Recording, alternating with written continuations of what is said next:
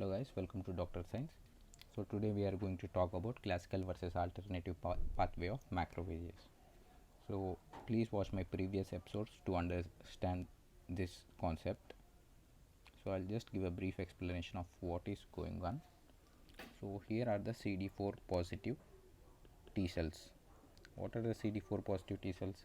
They include T helper 1, T helper 2, T helper 17 and T regulatory cells.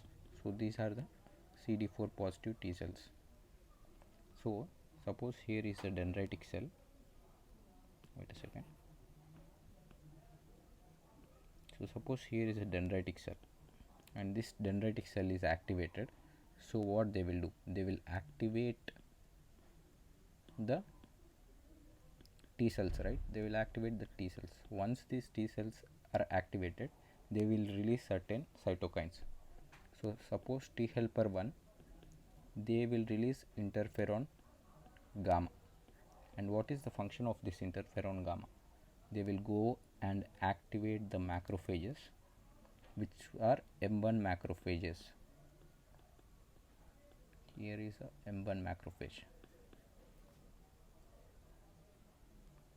Okay. So these macrophages, M1 macrophages, they are called as classical pathway. Why they are called as classical pathway? Because once they are activated, they will release substances such as nitric oxide, and second one is reactive oxygen species. These are very harmful to the cells and they will kill the microbes. So these are called as M1 macrophages, which leads to classical pathway activation. Next we will talk about T helper 2 cells. T helper 2 cells will release interleukins such as interleukin 4, interleukin 5 and interleukin 13. What are the function of this interleukin? First I will talk about interleukin 4. The function of interleukin 4 is conversion of B cells into IgE secreting plasma cells. Okay. And what is the function of interleukin 5? Interleukin 5 function is conversion of inactive eosinophils into active eosinophils. So the functions of interleukin 4, interleukin 5 and interleukin 13 are to activate the M2 macrophages, or we can call it as alternative pathway. So what are, compared to the classical pathway, the alternative pathway releases substances such as transforming growth factor beta and interleukin 10. What they will do? These will do anti-inflammation, okay, anti-inflammation or immunosuppression, whereas classical pathway they will promote inflammation.